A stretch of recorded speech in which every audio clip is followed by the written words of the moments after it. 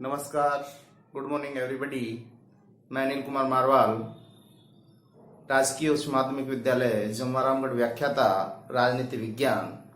आज हम पढ़ने जा रहे हैं कक्षा 12 की राजनीति विज्ञान का जो भाग ब का इकाई 2 का जो चैप्टर है संसद, उसके बारे में हम पढ़ने जा रहे हैं। मैं एक बार फिर से आपका स्वागत करता हूं हमारे YouTube चैनल जमवारामगढ़ स्कूल और मेरे पर्सनल चैनल अनिल मारवाल पर। आपसे आग्रह करूंगा कि हमारे दोनों चैनल को आप जो भी देखें लाइक सब्सक्राइब और जरूर करें और ऑनलाइन पढ़ते रहें, क्योंकि ये दोनों चैनल आपके लिए बिल्कुल निःशुल्क हैं। आशा करता हूं आपके लिए उपयोगी साबित होंगे। ये प्रतियोगी परीक्षाओं के लिए तो महत्वपूर्ण ही हैं, आपके कक्षा 12 के सिलेबस के लिए भी एक महत्वपूर्ण भूमिका अदा करते हैं। इसमें से बहुत अधिक मात्रा में आपके जो कंपटीशन में क्वेश्चंस आते हैं, तो आपके कक्षा 12 में भी इसके बहुत सारे क्वेश्चन आपको मिल जाएंगे। तो चलिए शुरू करते हैं इस चैप्टर का टॉपिक राज्यसभा के बारे में। हमने बात की थी, जब पूर्व का वीडियो आपने देखा होगा तो हमने देखा कि भारतीय जो शासन व्यवस्था है वो संसदीय शासन व्यवस्था है, और संसद के गठन की बात की थी कि संसद जो है, भारत की संसद है, वो 3 अंगों से मिलकर बनी है। राज्यसभा, दूसरे नंबर पे आती है लोकसभा, और तीसरे नंबर पर राष्ट्रपति, यानी 3 अंगों से मिलकर हमारी संसद होती है।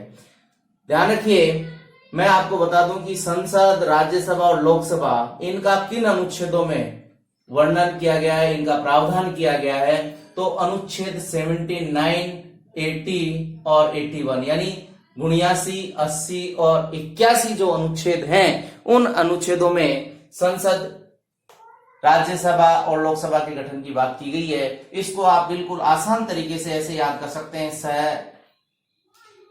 र और ल। स फॉर संसद, र फॉर राज्यसभा और ल फॉर लोकसभा।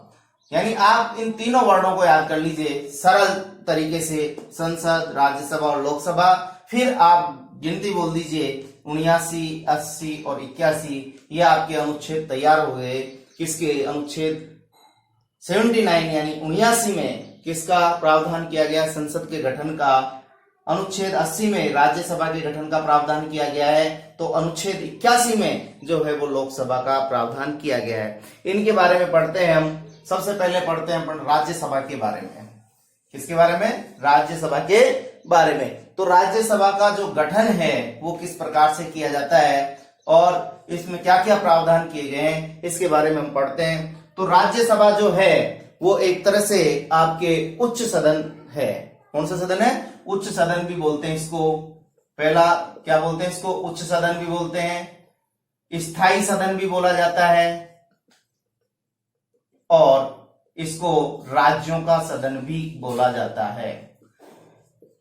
इन तीनों नामों में जो लॉजिक छुपे हुए हैं वो आपको बता दूं कि राज्यसभा के गठन के अपन प्रावधान की बात करते हैं तो अनुच्छेद 80 में इसका प्रावधान किया गया है, और इसे संसद का उच्च सदन, स्थायी सदन और राज्यों का सदन कहा गया है। सबसे पहले मैं बात करूं कि उच्च सदन से क्या तात्पर्य है, उच्च सदन क्यों कहा गया है। उच्च सदन इसको इसलिए कहा गया है कि इसमें चुने हुए जो प्रतिनिधि हैं वो जनता के द्वारा सीधे नहीं चुने जाकर राज्यों की विधानसभा या संघ शासित क्षेत्रों की से निर्वाचित होकर या मनोनीत होकर आते हैं, इसलिए उसको उच्च सदन कहा गया है। और ये अमेरिका के जो उच्च सदन सीनेट है उसके तुल्य माना जाता है।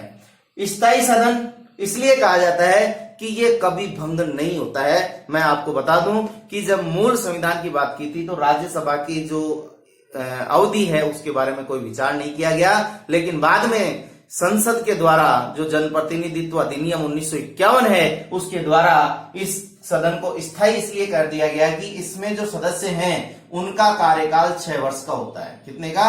सदस्य का होता है, सदन का नहीं होता है। और 1/3 सदस्य यानी 1/3 भाग सदस्य जो हैं वो हर दूसरे वर्ष 2 वर्ष के पश्चात क्या हो जाते हैं? रिटायर हो जाते हैं और उनका नया चुनाव हो जाता है। इसलिए इसको स्थायी सदन, यानी ये सदन कभी भी भंग नहीं किया जा सकता है।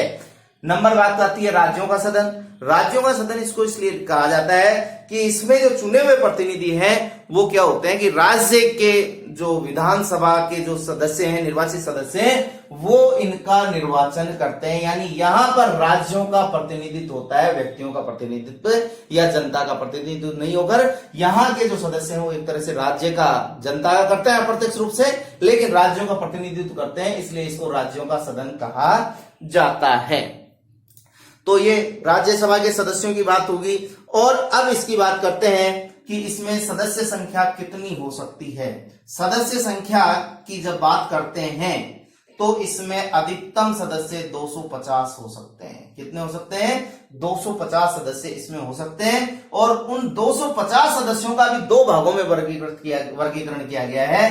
पहला किया गया है निर्वाचित और दूसरा होता है मनोनीत। कितने भागों में? दो भागों में वर्गीकरण, एक तो निर्वाचित सदस्य और दूसरे मनोनीत सदस्य। अब ये निर्वाचित सदस्य कितने हो सकते हैं? 238 सदस्य हो सकते हैं। अधिकतम की बात कर रहे हैं, प्रश्न ध्यान से देखना, इसको अच्छी तरह समझना कि इसमें अधिकतम सदस्य 250 हो सकते हैं, उनमें 238 निर्वाचित हो सकते हैं। ये कहां से निर्वाचित होंगे? ये राज्य या संघ क्षेत्र। कहां से? राज्य या संघ क्षेत्र की विधानसभाओं से निर्वाचन करते हैं। विधानसभाओं के सदस्यों के द्वारा निर्वाचित होते हैं। कौन निर्वाचन करता है? राज्यों की विधानसभा के सदस्य। इनका अप्रत्यक्ष रूप से एकल संक्रमणीय मत प्रणाली के, आनुपातिक प्रतिनिधित्व प्रणाली के द्वारा इनका निर्वाचन होता है। जब बात करते हैं अपन मनोनीत की, तो ये मनोनीत किए जाते हैं किसके द्वारा? राष्ट्रपति, भारत के राष्ट्रपति के द्वारा। 12 सदस्य जो शेष हैं वो मनोनीत किए जा सकते हैं। और ये मनोनीत किस क्षेत्र में किए जा सकते हैं वो आपको पता होना चाहिए। ये कला, विज्ञान, साहित्य, कला, विज्ञान, साहित्य और समाज सेवा, इनके क्षेत्र में जो भी व्यवहारिक अनुभव या उत्कृष्ट सेवा करने वाले जो व्यक्ति हैं उनका मनोनयन किसके आधार पर किया जाता है? कला के क्षेत्र में उत्कृष्ट कार्य के लिए, विज्ञान के क्षेत्र में उत्कृष्ट कार्य के लिए, साहित्य के लिए और समाज सेवा में जो उत्कृष्ट कार्य करने वाले व्यक्ति हैं उनका मनोनयन किसके द्वारा किया जाता है? राष्ट्रपति के द्वारा इनका मनोनयन किया जाता है। और ये जो सदस्य हैं इनको याद रखने का तरीका कि किस क्षेत्र में, तो इसको आप याद कर सकते हैं विकास सा। क्या? विकास। विकास यानी विज्ञान, का यानी कला और स यानी समाज सेवा और सा यानी साहित्य। यानी विकास जैसा या विकास सा आप इसको याद कर सकते हैं। विकास सा का मतलब विज्ञान, का कला, साहित्य, समाज सेवा और सा साहित्य के रूप में आप इसको ज्ञात कर सकते हैं। ये अधिकतम संख्या की हमने बात की। जब हम बात करते हैं इसके अधिकतम सदस्यों की तो 250 अधिकतम सदस्य इसके निर्वाचित हो सकते हैं। जब हम बात करें कि वर्तमान में सदस्य संख्या कितनी है तो इनकी वर्तमान सदस्य संख्या की हम बात करते हैं तो वर्तमान में 245 सदस्य जो है भारत की राज्यसभा में बैठते हैं। उनमें से वही दोनों भाग वर्गीकृत हैं। मनोनीत संख्या में कोई परिवर्तन नहीं है। मनोनीत जो है वो कितने हैं? 12 हैं। और शेष बचे कितने शेष बचे? 233 जो शेष बचे वो निर्वाचित हैं। क्या है? निर्वाचित कितने हैं? 233। अब इस 233 को भी वर्गीकरण अपन करें, दो भागों में बांट सकते हैं। एक तो राज्य क्षेत्र, क्योंकि हमारे यहाँ जो राज्यों की व्यवस्थाएं हैं वो दो भाग में है, राज्य क्षेत्र और संघ, जहां पे संघ शासन होता है, संघ क्षेत्र। तो यहाँ पे संघ क्षेत्र से 4 सदस्य और राज्य क्षेत्र से 229 सदस्य जो हैं वो आपके लिए जाते हैं। यानी वर्तमान में जो सदस्य संख्या है राज्यों से पूछा जाए तो 229 और जो संघ क्षेत्र है उससे 4 सदस्य हमारे यहाँ अभी निर्वाचित किए जाते हैं।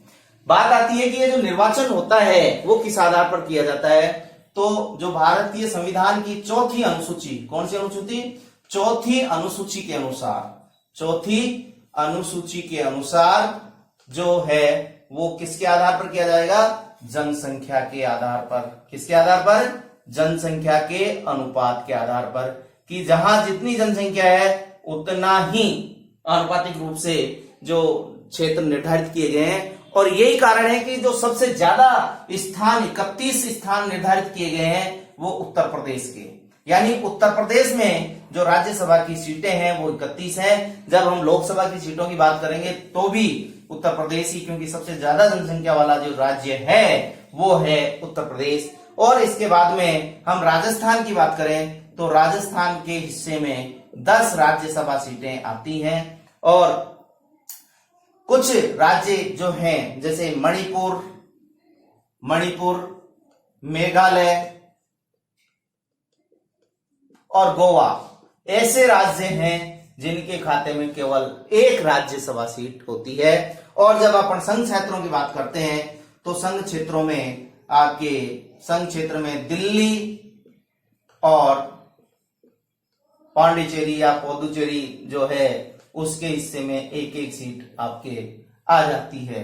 अभी संघ शासित क्षेत्र में जम्मू कश्मीर और लद्दाख का क्षेत्र भी शामिल हो गया, उनकी राज्यसभा सीटें जम्मू कश्मीर के अनुपात से हटकर इसमें आ जाएंगी। तो ये आपके जनचौथी अनुसूची के अनुसार आनुपातिक प्रतिनिधित्व प्रणाली के आधार पर जो है वो आपके आ जाती हैं।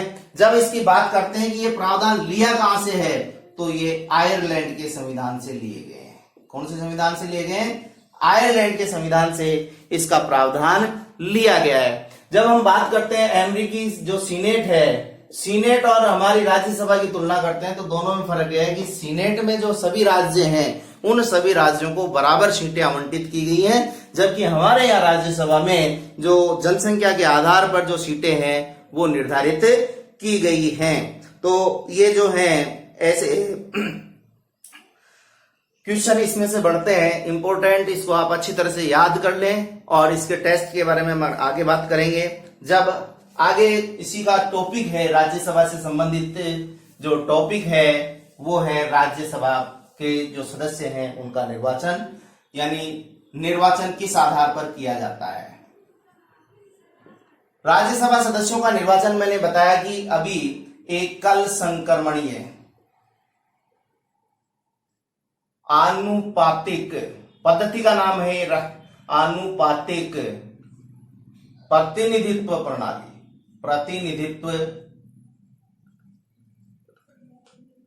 प्रणाली, जो कि आपके अप्रत्यक्ष प्रणाली है, यहाँ डायरेक्ट जनता इनको नहीं चुनती है। और कौन सी पद्धति है? एकल संक्रमणीय आनुपातिक प्रतिनिधित्व मत प्रणाली जो है उसके द्वारा ये चुने जाते हैं। मनोनीत राष्ट्रपति के द्वारा किए जाते हैं, नाम निर्देशन उनका होता है। और यहां पर हम जब बात करते हैं तो ये किसके द्वारा? जो राज्य विधानसभा है उनके सदस्यों के द्वारा इनका चुनाव किया जाता है। जैसे राजस्थान विधानसभा की बात करें तो 200 सदस्य इनके जो हैं वो मतदान करेंगे। ध्यान रखिए, ये प्रणाली के बारे में अपन आगे विस्तार से बात करेंगे।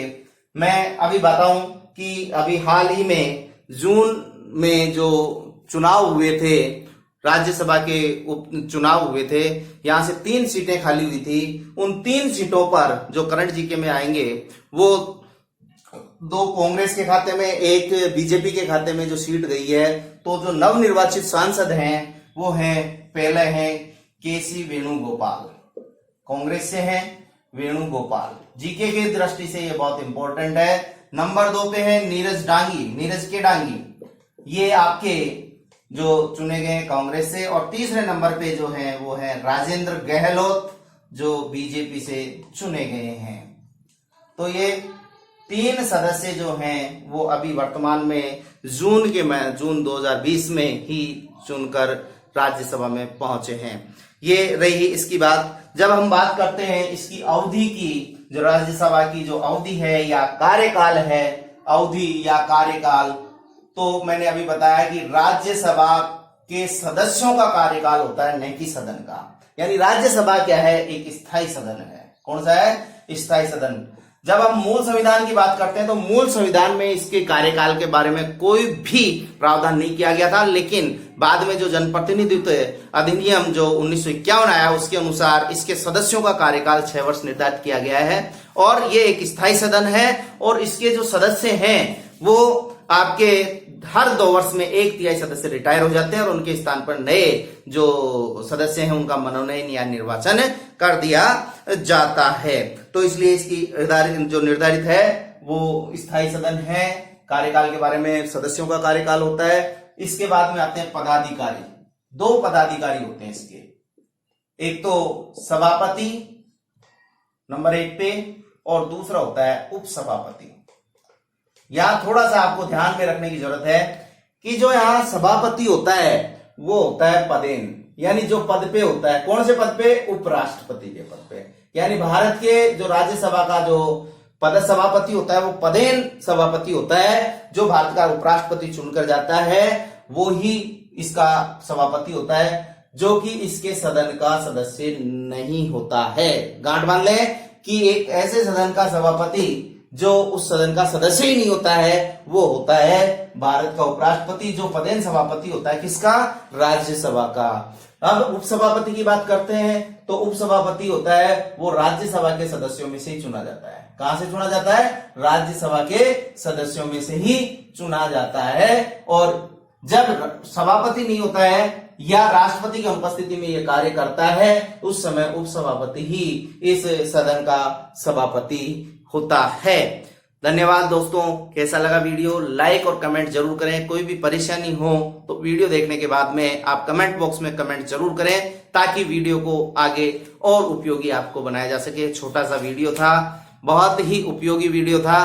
कक्षा 12 की दृष्टि से, प्रतियोगी परीक्षा की दृष्टि से अगर इन चीजों को आप लिख लें तो आगे बहुत आगे बढ़ पाएंगे। शुभकामनाओं के साथ, धन्यवाद।